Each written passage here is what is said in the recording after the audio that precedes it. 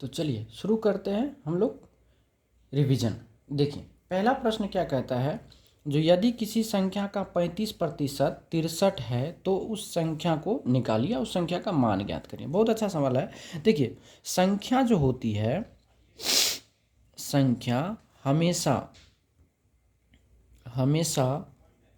100% होती है। संख्या कितना होती है? हमेशा 100% होती है। इसलिए यहाँ से बात करेंगे हम क्या, जो 35%, यानी 35% का मान कितना दिया हुआ है?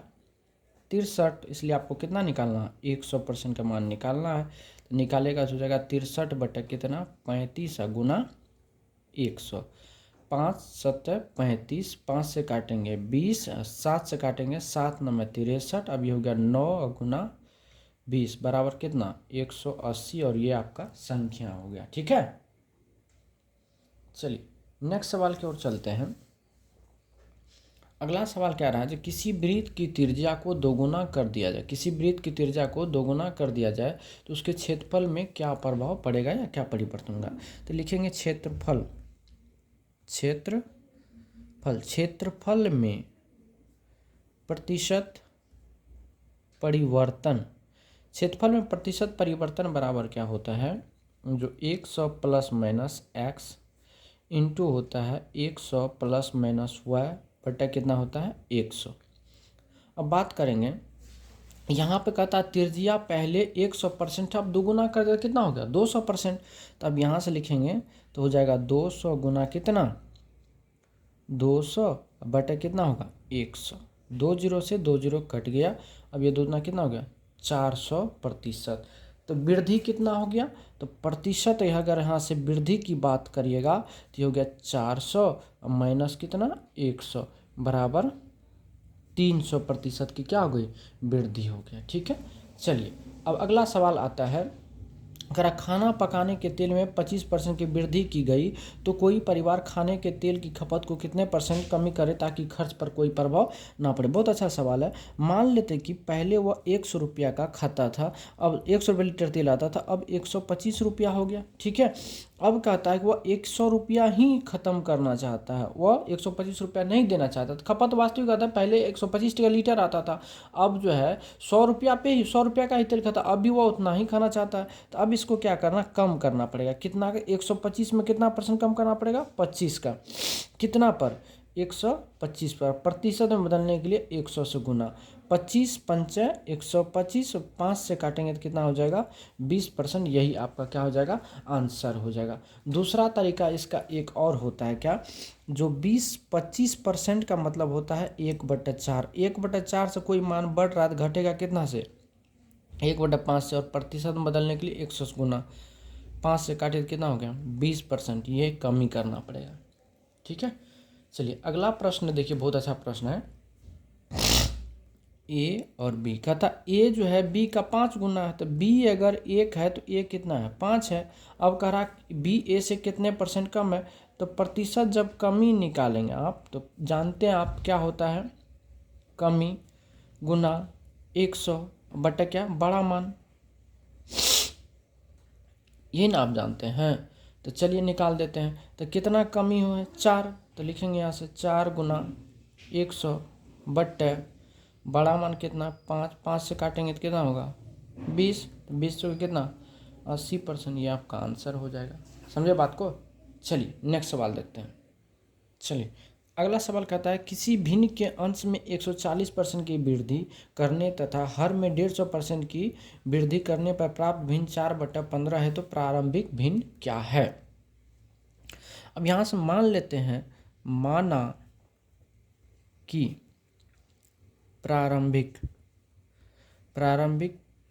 भिन्न x/y है। अकॉर्डिंग टू क्वेश्चन क्या कहता है, जो भिन्न के अंश में 140% की वृद्धि की, पहले 100% था, अब 140 बढ़ा दिया तो कितना हो गया? 240 बट्टे करा हर में जो है 150% वृद्धि कर दी, पहले 100 था तो अब कितना हो गया? 250, जिससे करा नया भिन्न कितना प्राप्त हुआ? 4/15। तो कहता है प्रारंभिक भिन्न ज्ञात करिए। चलिए अब इसको काट दें, 0 से 0 खत्म हो गया। 4 छाके 24, 5 तिया 15 और 5 25, अब तो नहीं कटेगा। अब यहाँ से आप अगर देखिएगा, आप x बटे y की बात करिएगा तो ये उधर चल जाएगा, 5 बटे कितना 6 18, और यही आपका आंसर होगा। चलिए नेक्स्ट सवाल की बात करते हैं। अगला सवाल करा, एक वस्तु का दाम 10% घटाया गया, पूर्व मान में लाने के लिए उसे कितने परसेंट की वृद्धि करना पड़ेगा।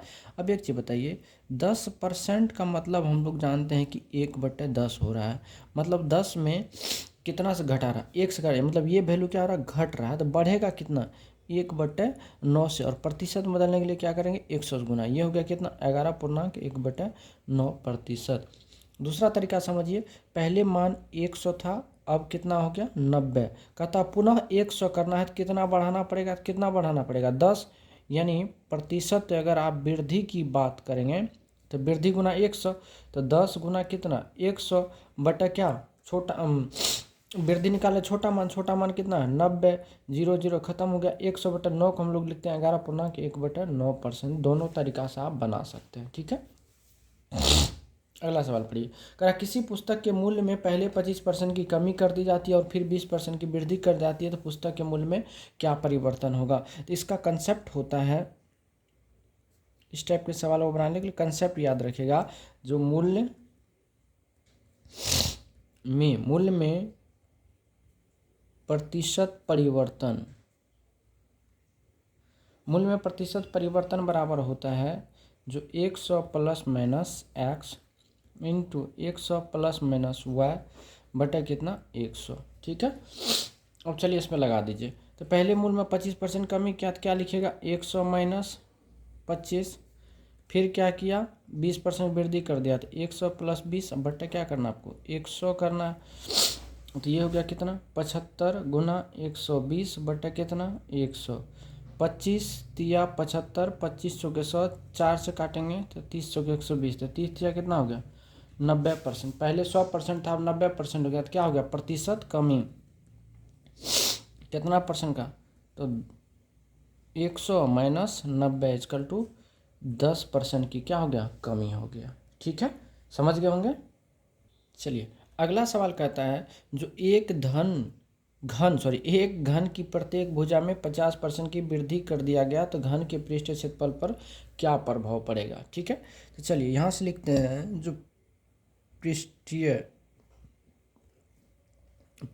क्षेत्रफल में प्रतिशत परिवर्तन बराबर क्या होगा, पहले क्या किया 50% की वृद्धि क्या, तो लिखेंगे 100 प्लस 50, पुनः करेंगे 100 प्लस माइनस नहीं होगा, सही 50 बटा कितना 100, इस माइनस नहीं होगा, ठीक है। तो अब ये कितना हो गया 150 गुना कितना हो गया 150 बटा कितना हो गया 100, 2 0 से 2 0 खत्म हो गया, 15 पढ़ना कितना हो गया 225%, मतलब पहले क्षेत्रफल था 100%, अब हो गया कितना 225%।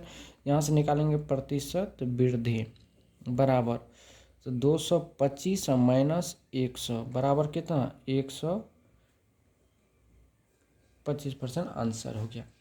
तो यहाँ से लिखेंगे क्षेत्रफल में प्रतिशत परिवर्तन, क्षेत्रफल में प्रतिशत परिवर्तन बराबर होता है formula 100 plus minus X into 100 plus minus Y बटे 100, ये फार्मूला हम पहले भी पढ़ा चुके हैं और अभी भी बता दें, ठीक है। चलिए अगला बात करते हैं। अगला कह रहा है, जो किसी चुनाव में केवल 2 ही प्रत्याशी थे, ठीक है, विजयी प्रत्याशी को कुल मतों का 62% मत प्राप्त किया और उसने इतना मतों से विजय प्राप्त। अब देखिए चुनाव जो होता है, चुनाव 100% मत पर होता है, ठीक है, 100% मत पर होता है। अब इसमें चुनाव 2 व्यक्ति होते हैं, तब एक व्यक्ति को कितना मिला आपको 62% मत मिला और दूसरे को कितना मिला होगा 38% मत, यही ना। तो आप दोनों में देखिए, जिसको ज़्यादा मिलेगा वही विनर होगा, तो ये हो गया आपको विनर, ये हो गया रनर, ठीक है। 2 प्रत्याशी था तो कितना सा हार जीत हुआ, तो 24% मत से, और रियल में कितना से 288। देखिए 24% बराबर कितना दिया हुआ 288, तो कुल मत 100 होता है, तो 100 का निकालना था आपको, तो 288 बटा 24 गुना 100, 24 का 24, इधर हो गया कितना 4, 48, 24 ना 48, अर्थात कुल मत हो गया कितना 1200, और यही आपका क्या आंसर है। चलिए नेक्स्ट सवाल क्या कहता है, कह रहा एक परीक्षा में उत्तीर्ण होने के लिए 40% अंक चाहिए। एक छात्र ने 178 अंक प्राप्त किया और जो है 22 अंकों से अनुत्तीर्ण हो गया, तो परीक्षा का पूर्णांक बताइए। अब एक चीज बताइए, यानी पास होने के लिए कितना परसेंट चाहिए था, 40% चाहिए था, लेकिन लाया कितना, लाया हुआ 178 अंक, और फेल किया कितना से 22 अंक से। अगर हम दोनों को जोड़ देंगे तो क्या वह पास हो जाएगा, तब पास अंक की अगर बात किया जाए तो कितना हो जाएगा 200, इन दोनों को जोड़ेंगे कितना हो जाएगा 200, और पास करने के लिए कितना चाहिए न्यूनतम 40%, अर्थात यहाँ से 40% का वैल्यू कितना दिया था हमको 200। हमसे पूछा जो पूर्णांक ज्ञात करें तो पूर्णांक कितना होता है 100% होता है, और इसी का मान निकालना है तो हो जाएगा 200/40 गुना 100, 40 पंच 200, तो ये कितना हो गया 500, और यही आपका क्या हो गया आंसर हो गया। समझ गए होंगे बात को, ठीक है। चलिए नेक्स्ट सवाल देख रहे हैं क्या, नेक्स्ट सवाल क्या कहता है, जो कह रहा है एक उम्मीदवार को कुल अंकों का 30% प्राप्त करना है और उसने अंकों का 25% प्राप्त किया और 40 अंकों से क्या हो गया फेल कर गया, तो परीक्षा का। अब एक चीज बताइए, यानी पास के लिए कितना चाहिए था 30%, लेकिन लाया कितना 25%, तो फेल कितना से किया, यानी फेल किया है कितना से 40 अंक से। अब प्रतिशत में कितना से 5%, अगर 30% लाता तो पास हो, लेकिन लाया कितना 5% से फेल किया, रियल में कितना 40 से। तो यहाँ आपको दिए हैं जो 5% का वैल्यू कितना 40, तो 100% का वैल्यू कितना हो जाएगा, तो 40 बटा कितना 5 गुना कितना 100, 5 8 40, 8 गुना 100 कितना हो गया 800, अर्थात परीक्षा जो कितना अंक था 800 अंक का था, ठीक है। चलिए अब अगला प्रश्न देखिए, कह रहा एक परीक्षा में राम ने 28% अंक प्राप्त किया, 14 अंकों से फेल कर गया। इसी परीक्षा में उसकी बहन जो है 32% अंक प्राप्त किया और 18 अंक अधिक लाया, तो परीक्षा का पूर्णांक ज्ञात। देखिए यहाँ राम है और यहाँ उसकी बहन है। राम कितना परसेंट लाया 28%, उसकी बहन कितना लाया 32%। यह कितने अंक से फेल किया 14 अंक से फेल किया, और ये कितना अंक लाया 5 अंक से 18 अंक अधिक आया। तो इस टाइप के सवाल में जो है प्रतिशत अंतर बराबर अंकों का योग होता है, अंतर ही होता है लेकिन हम लोग जोड़ते हैं। तो 32 और 28 का अंतर कितना है 4%, 4% का वैल्यू कितना हो गया 32, तो यहाँ से 100% निकाल दीजिए, तो ये कितना होगा 32/4 गुना 100, तो 4 से कटेगा 4 8 32 बराबर कितना हो गया 800, ये आपका आंसर हो गया, ठीक है।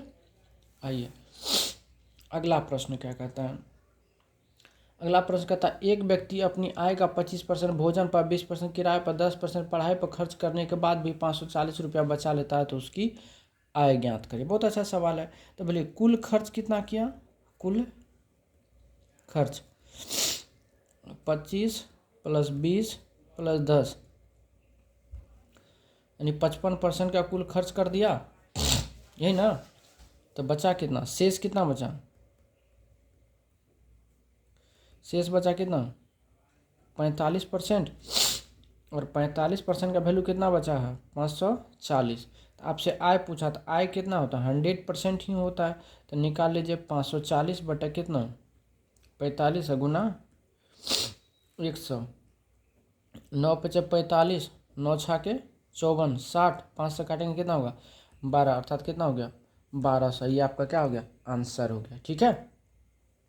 ठीक है दोस्तों, तो यहाँ तक में कोई दिक्कत नहीं होना चाहिए। अगर कोई भी तरह की दिक्कत होती है तो आप हमें कमेंट्स के माध्यम से सवाल पूछ सकते हैं। आज हम जो परसेंटेज का कुछ प्रश्न रिवीजन करवाए हैं और जो है कुछ थ्योरी भी बताएं, कल के वीडियो में जो है हम इससे आगे कंटिन्यू करेंगे, ठीक है। आज के लिए बस इतना ही, धन्यवाद।